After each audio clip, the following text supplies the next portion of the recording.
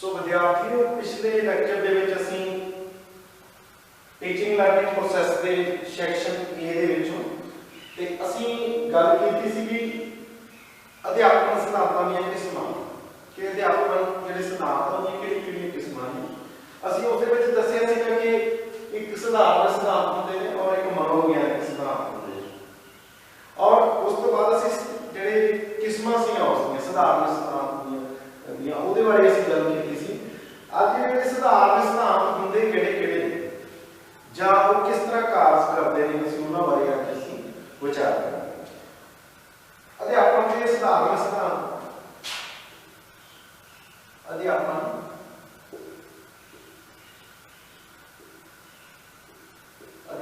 के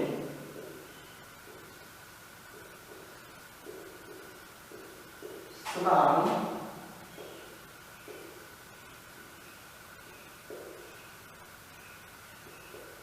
सिद्धांत जिहड़े कि सानूं अध्यापन के दौरान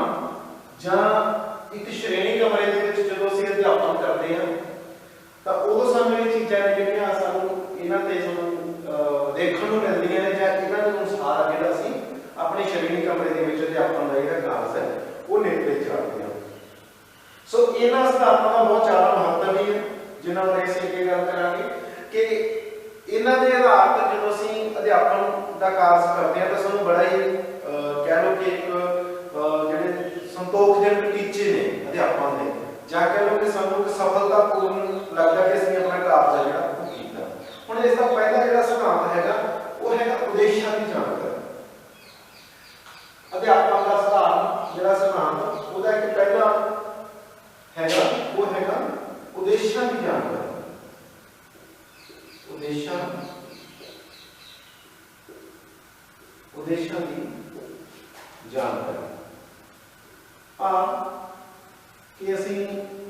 जदों अध्यापन कर रहे होंदे हां जां असीं अध्यापन दी किरिया दे दौरान होंदे जां अध्यापन तो पहलां असीं कोई तैयारी कर रहे हां अध्यापन दी तां उस समय सानूं जिहड़े उद्देश ने साडे तां उन्हां दी सानूं जिहड़ी पुख्ता वो जानकारी होनी चाहिए जां पूर्ण जिहड़ी जानकारी है वो होनी चाहिए क्योंकि जदों सानूं ये नहीं पता लगेगा कि असीं अध्यापन क्यों करवाना किस दे लई करवाना साडा उद्देश की है इस अध्यापन का तां उस समय की लगेगा कि साडा जिहड़ा अध्यापन होएगा जे नहीं पता होएगा तां साडा अध्यापन जिहड़ा एक अर्थहीन हो जाएगा। ਉਹਦੇ ਨਾਲ ਕੀ ਹੋਏਗਾ कि ਜਿਹੜਾ ਸਿੱਖਣ ਪ੍ਰਕਿਰਿਆ ਹੈਗੀ ਹੈ ਕਿਤੇ ਨਾ ਕਿਤੇ ਉਹ ਵੀ ਜਾ ਕੇ ਪ੍ਰਭਾਵਿਤ ਹੋਏਗੀ ਕਿਉਂਕਿ ਅਸੀਂ ਸਧਾਰਨ ਹੀ ਜਾਣਦੇ ਹਾਂ ਕਿ ਜਦੋਂ ਅਧਿਆਪਨ ਜਿਹੜਾ ਉਸ ਨੂੰ ਫਿਰ ਹੀ ਪੂਰਨ ਜਾਂ ਇੱਕ ਸੰਤੁਸ਼ਟੀਜਨਕ ਮੰਨਿਆ ਜਾਂਦਾ ਕਿ ਜਦੋਂ ਸਿੱਖਣਾ ਜਿਹੜਾ ਉਹ ਪੂਰਨ ਹੋਵੇ ਜਾਂ ਸਿੱਖਣਾ ਜਿਹੜਾ ਉਹ ਸੰਤੁਸ਼ਟੀਜਨਕ ਹੋਵੇ ਕਿ ਜਿਨ੍ਹਾਂ ਵਿਦਿਆਰਥੀਆਂ ਨੂੰ ਅਸੀਂ ਕੁਝ ਦੱਸਣ ਜਾ ਰਹੇ ਹਾਂ ਜਾਂ ਕੁਝ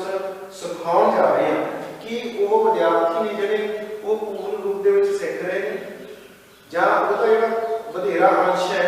ਸਮਝ ਦਾ ਉਹ ਆਪਣੀ ਸਮਝ ਦੇ ਵਿੱਚ ਲੈ ਰਹੇ ਨੇ ਜੋ ਅਸੀਂ ਦੱਸਣਾ ਚਾਹੁੰਦੇ ਹਾਂ ਜਾਂ ਜੋ ਅਸੀਂ ਜਾਣਕਾਰੀ ਦੇਣਾ ਚਾਹੁੰਦੇ ਹਾਂ ਜਾਂ ਅਸੀਂ ਜੋ ਕਹਿ ਰਹੇ ਕਿ ਵਿਦਿਆਰਥੀਆਂ ਦੇ ਦਿਮਾਗ ਦੇ ਵਿੱਚ ਜਾਂ ਵਿਦਿਆਰਥੀਆਂ ਵਿੱਚ ਸਮਝ ਪੈਦਾ ਕਰਨੀ ਚਾਹੁੰਦੇ ਹਾਂ ਵੀ ਉਹ ਸਮਝ ਪੈਦਾ ਹੋ ਰਹੀ ਹੈ ਕਿਉਂਕਿ ਜੇ ਅਜਿਹਾ ਨਹੀਂ ਹੋਏਗਾ ਸਾਨੂੰ ਦੇਸ਼ਾਂ ਦੀ ਜਾਣਕਾਰੀ ਨਹੀਂ ਹੋਏਗੀ ਤਾਂ ਕਿਤੇ ਨਾ ਕਿਤੇ ਜਾ ਕੇ ਵਾਅਦਾ ਖੜੀ ਹੋ ਜਾਵੇਗੀ ਕਿ ਅਸੀਂ ਆਪਣੀਆਂ ਜਿਹੜੀਆਂ अध्यापन ਦੀਆਂ ਵਿਧੀਆਂ ਨੇ ਜਾਂ ਅਧਿਆਪਨ ਯੋਗਤਾ ਨੇ ਜਾਂ ਕਿਤੇ ਨਾ ਕਿਤੇ ਜਿਹੜੀਆਂ ਅਧਿਆਪਨ ਦੀਆਂ ਹੋਰ ਕਿਰਿਆਵਾਂ ਨੇ ਉਹਨਾਂ ਨੂੰ ਅਸੀਂ ਜਿਹੜਾ ਵਰਤੋਂ ਦੇ ਵਿੱਚ ਲੈ ਕੇ ਆਉਣਾ ਕਿਉਂਕਿ ਸਮੇਂ-ਸਮੇਂ ਤੇ ਅਸੀਂ ਵੱਖ-ਵੱਖ ਢੰਗ ਵਰਤਣੇ ਨੇ ਅਧਿਆਪਨ ਦੇ ਸਮੇਂ-ਸਮੇਂ ਤੇ ਵੱਖ-ਵੱਖ ਯੋਗਤਾ ਵਰਤਣੀਆਂ ਨੇ ਤਾਂ ਕਿਤੇ ਨਾ ਕਿਤੇ ਸਾਨੂੰ ਲੱਗਦਾ ਹੁੰਦਾ ਕਿ ਅਸੀਂ ਉਹਨਾਂ ਨੂੰ ਸਹੀ ਰੂਪ ਦੇ ਵਿੱਚ ਉਹਨਾਂ ਦੀ ਵਰਤੋਂ ਨਹੀਂ ਕਰ ਪਾਵਾਂਗੇ। ਜਦੋਂ ਅਸੀਂ ਉਹਨਾਂ ਦੀ ਵਰਤੋਂ ਸਹੀ ਨਹੀਂ ਕਰ ਪਾਵਾਂਗੇ ਤਾਂ ਸਾਡਾ ਜਿਹੜਾ ਅਧਿਆਪਨ ਹੈ ਉਹ ਕਿਤੇ ਨਾ ਕਿਤੇ ਉਸ ਦੇ ਵਿੱਚ ਕੁਝ ਨਾ ਕੋਈ ਦਿੱਕਤ ਜਾਂ ਉਸ ਦੇ ਵਿੱਚ ਕੋਈ कह लो कि गैप आप कह सकते हैं कि आवेगा जिस दिन जो अध्यापन है वो पूर्ण नहीं होगा। सो जो उद्देश्यों की जानकारी का सिद्धांत है ये बहुत ही ज़्यादा महत्वपूर्ण है कि अध्यापन के जो भी सानू दस्या है सिद्धांत अध्यापन के कि उद्देश्यों की जी जानकारी है वो अध्यापन के दौरान एक अध्यापक या उसके जो भी संबंधित व्यक्ति है उसको होनी चाहिए। सो इसका एक अगला सिद्धांत है वो है योजनाबंदी का सिद्धांत जिहड़ा कि इस दे नाल ही संबंधित है। दूसरा सिद्धांत है सिद्धांत योजनाबंदी का।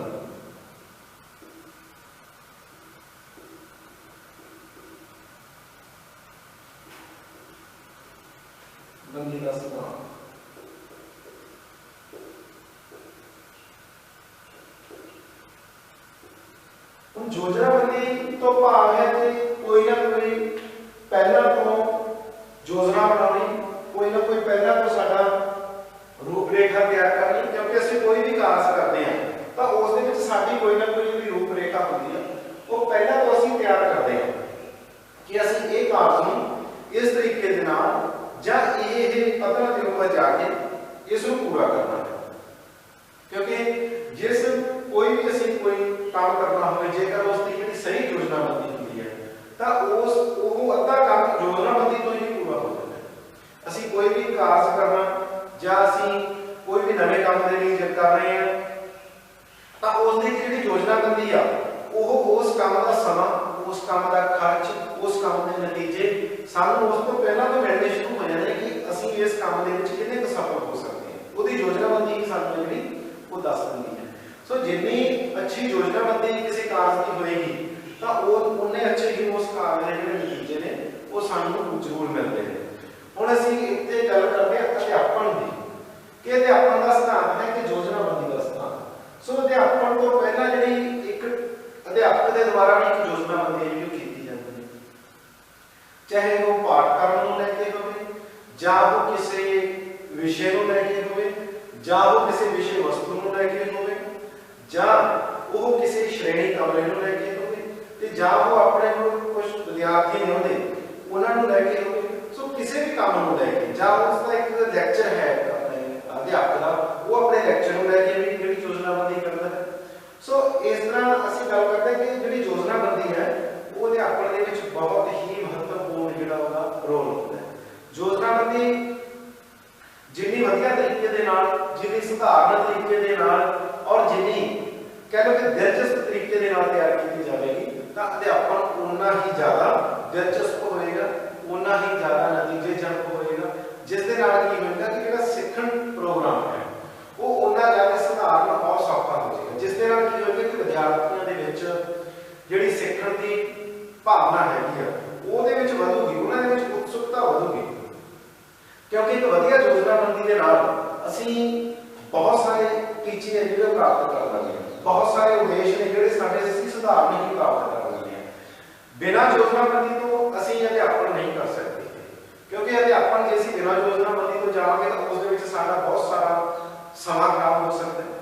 उस दे विच असी कई वाधू विषय नूं नाल जोड़ सकते हैं जां कह लो कि असी कोई समय नूं असी निश्चित नहीं कर पाउंदे कि असी इन्ने समय दे विच दसना है ਜਾਂ ਅਸੀਂ ਇੰਨੇ ਸਮੇਂ ਦੇ ਵਿੱਚ ਬੱਚਿਆਂ ਲਈ ਇਸ ਤਰ੍ਹਾਂ ਦੀ ਯੋਜਨਾ ਬਣਾਉਣੀ ਹੈ। ਹੁਣ ਯੋਜਨਾ ਜਿਹੜੀ ਉਹ ਕਈ ਜਿਹੜੀਆਂ ਅਧਿਆਪਕ ਦੇ ਦੁਆਰਾ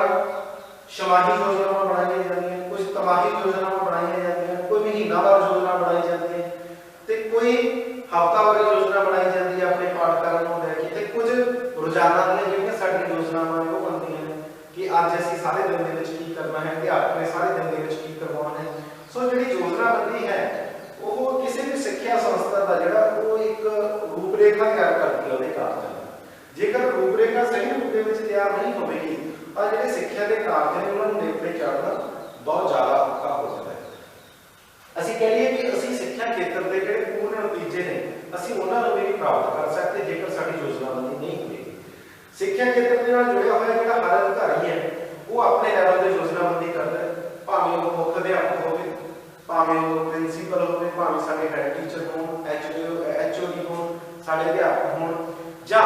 ਹੋਰ ਕੋਈ ਜਿਹੜੀ ਆਪਾਂ ਕਹਿੰਦੇ ਕਿ ਸਕੂਲ ਮੈਨੇਜਮੈਂਟ ਜਾਂ ਕਾਲਜ ਮੈਨੇਜਮੈਂਟ ਦੇ ਜਿਹੜੇ ਮੈਂਬਰਸ ਹੁੰਦੇ ਨੇ ਉਹ ਆਪਣੇ ਆਪਣੇ ਲੈਵਲ ਤੇ ਜਿਹੜੀ ਯੋਜਨਾਬੰਦੀ ਬਣਾ ਕੇ ਜਿਹੜੇ ਸਿੱਖਿਆ ਦੇ ਵਿੱਚ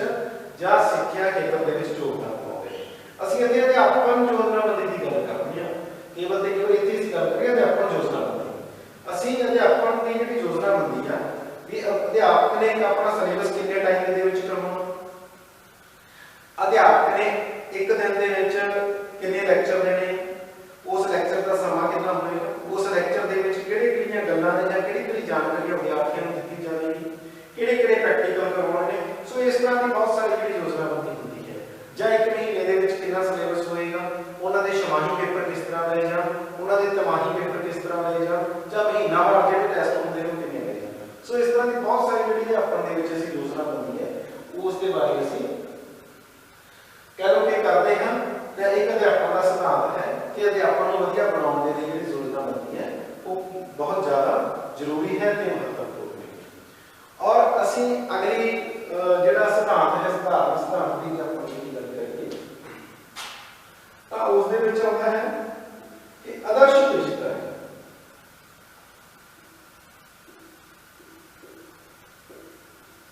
आदर्श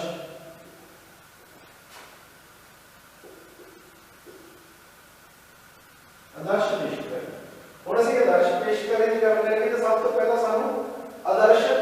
शब्द का जिहड़ा अर्थ है उसके बारे पता होना चाहिए कि आदर्श आदर्श का भाव है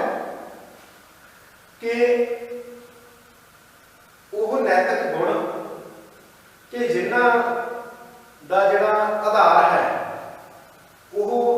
किसी के विरोधी नहीं होता कि भाव एक सकारात्मक जिहड़े नैतिक विचार ने वो इसका आदर्श का आधार बनते हैं कि एक ईमानदारी सच्चाई दे नाल और जा कह लो कि एक सकारात्मक अपने नजरिए दे नाल किसी चीज़ को लेके चलना कि हाँ कि इस चीज़ को सकारात्मक नजरिया जिहड़ा किसी भी कारज को लेके जो असीं अपनाउने आ तो उस आदर्श कहते हैं। तो असीं आदर्श पेशकारी की करनी है। पेशकार कौन है? अध्यापक। क्योंकि अध्यापन के दौरान जी पेशकारी है क्योंकि विद्यार्थियों को ज्ञान देना, विद्यार्थियों के प्रश्नों के उत्तर देने हैं, विद्यार्थियों को उन्होंने प्रश्नों के उत्तर देके संतुष्ट करना और उन्होंने शख्सियत के मुताबिक ज्ञान लैने के उत्सुक करना और उन्होंने लगातार उस विषय के नाल या उस सिक्ख्या क्षेत्र के नाल जोड़ के रखना क्योंकि उन्होंने दिलचस्पी पैदा करना। दिलचस्पी तो बिना असीं किसी चीज़ के नाल जुड़े नहीं रह सकते और उन्होंने उस दे नाल जोड़ते हुए नाल अपनी जुगतां दे नाल अध्यापन ढंगां दे नाल सानूं उन्होंने वध तो वध जानकारी मिलदी है। सो इस पेशकर्ता का जिहड़ा रोल है वो एक पूर्ण तौर पर अध्यापक निभाउगा तां वो की कहे कि उहदी जिहड़ी पेशकारी है वो आदर्श होनी चाहिए। भाव कि जिहड़े विद्यार्थी ने उसनूं अपने अध्यापक नूं आदर्श मन के भाव जो उन्होंने अध्यापक का सकारात्मक नजरिया उस नजरिए को सकारात्मक मान के जिहड़े विद्यार्थी ने उन्होंने नजरिया भी उस कारज को लैके सकारात्मक होवे अध्यापन को लैके कि असीं एक अध्यापक सानूं सिखा रहे हैं तो असीं उन्होंने तो बहुत सारा कुछ सीख रहे हैं और असीं इसे गल्लां नूं सीख के जां अध्यापक के ज्ञान तो कह लो कि सूझवान होकर ज्ञान के नाल असीं अगे बढ़ना इस तरह का नजरिया। सो अध्यापक की जिहड़ी पेशकारी है वो बहुत ही ज्यादा महत्व रखती है एक विद्यार्थियों के कि विद्यार्थियों का जिहड़ा नजरिया विद्यार्थियों दी भावनावां जां विद्यार्थियों की शख्सियत का विकास करते हैं। जिहड़ा अध्यापक का रोल है वो आदर्श पेशकारी का रोल होना चाहिए कि वो दे विच ये ना हो कि विद्यार्थी उस चीज़ को लैके कह लो कि उसनूं ये ना हो कि विद्यार्थी को उसनूं मानता ना हो भाव उसनूं अपने आप को जिहड़ा अध्यापन है वो इस लैवल का जां इस इन्नी उस दे विच सच्चाई इन्नी उस दे विच मेहनत कश इन्नी उस दे विच ईमानदारी जिहड़ी अध्यापन दे विच होनी चाहिए है कि जिहड़े विद्यार्थी ने उसनूं सख्त जाण के जां उसनूं एक कह लो कि एक अपना अगाह वधू उसनूं ज्ञान समझते हुए उसनूं अपनाउण ते अपनी अपनी शख्सियत नूं और अध्यापक की शख्सियत वर्गा बनाउण लई एक अपना सकारात्मक नजरिया बनाउण कि असीं भी अपने अध्यापक दे जिन्ना ज्ञान प्राप्त करिए जां असीं अध्यापक तो वध ज्ञान प्राप्त करते हुए असीं जिंदगी दे विच अगे वधीए। उसकी इस तरह की जिहड़ी आदर्श पेशकारी है वो होनी चाहिए एक सिद्धांत है अध्यापन। और अगली असीं गल करिए उस दे विच आउंदा है अगले सिद्धांत दे विच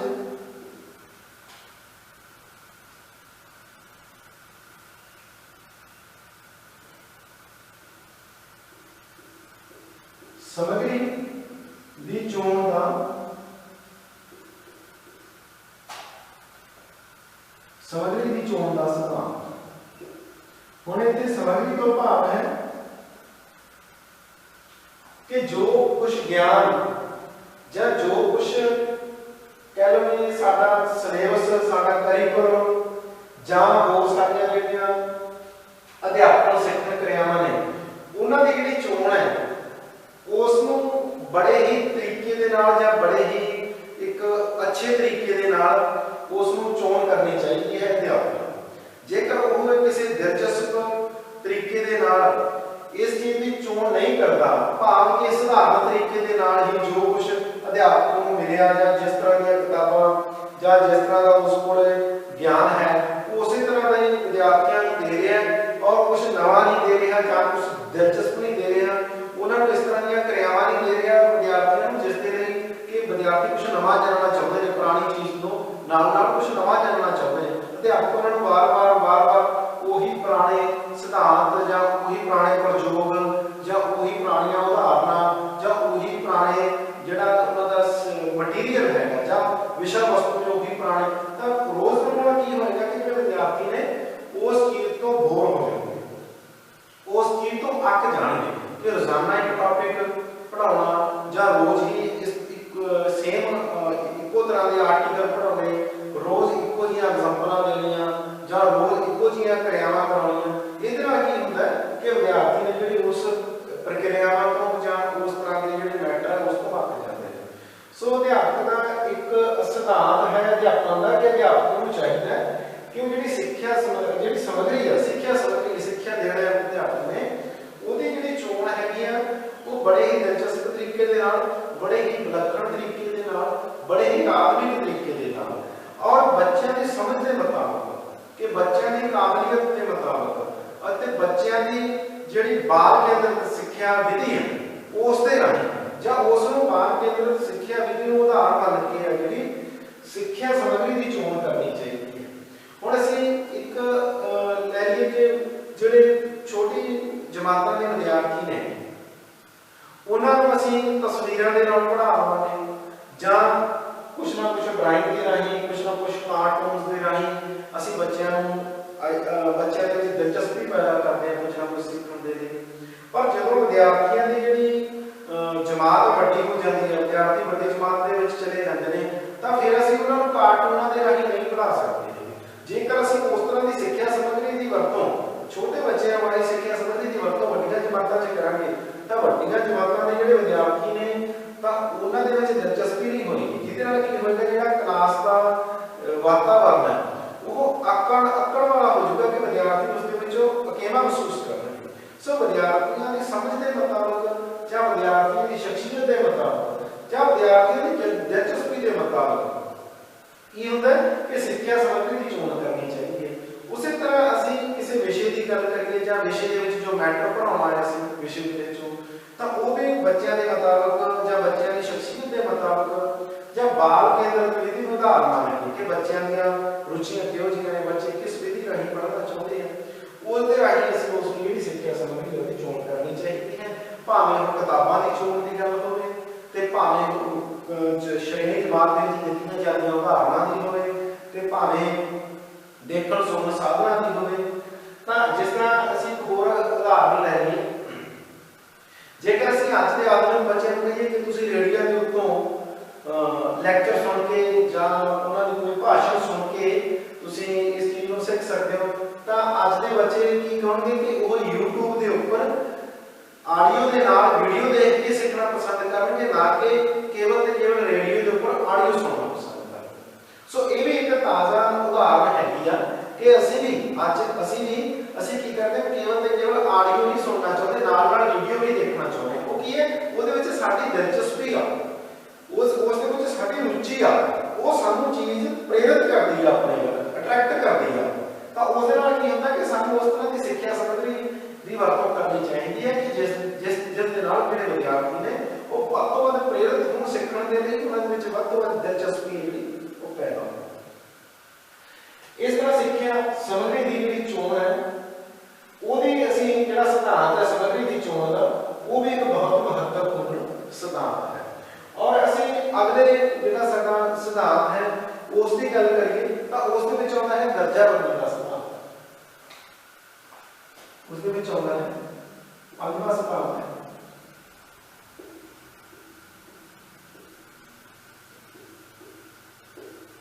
ਦਰਜਾਬੰਦੀ ਦਾ ਸਿਧਾਂਤ।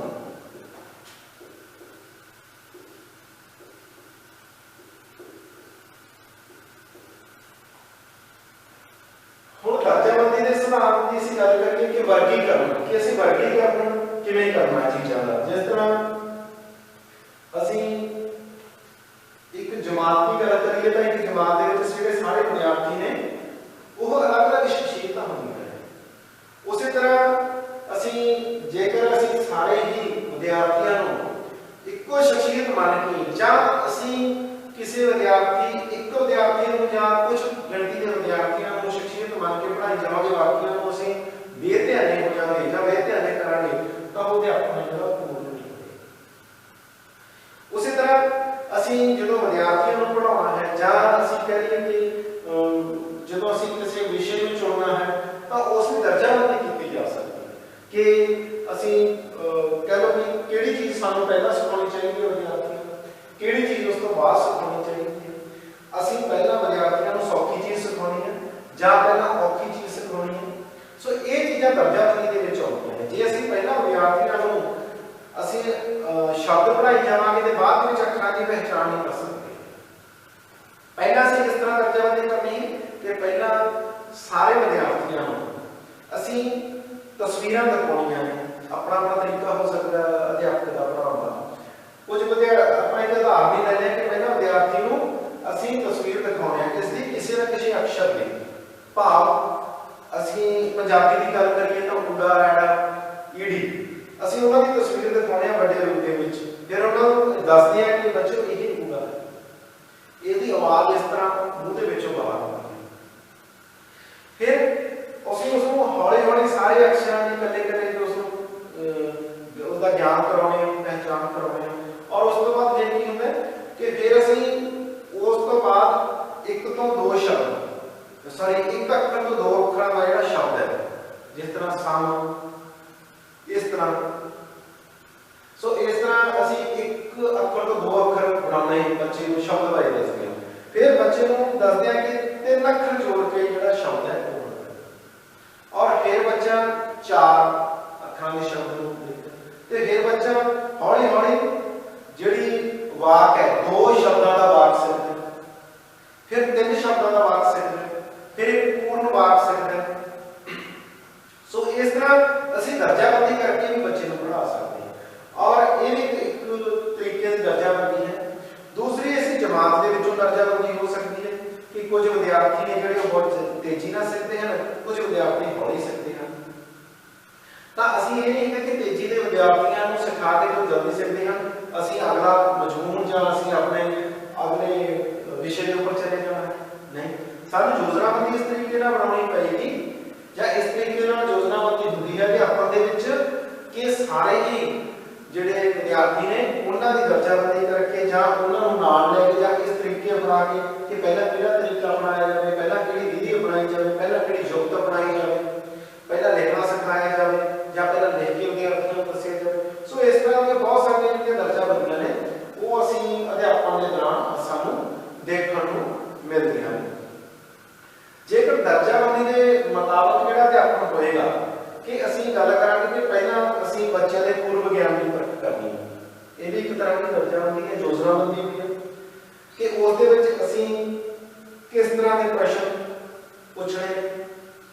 ਜਾਂ ਅਸੀਂ ਸਧਾਰਨ ਗੱਲ ਕਰੀਏ ਕਿ ਜਦੋਂ ਅਸੀਂ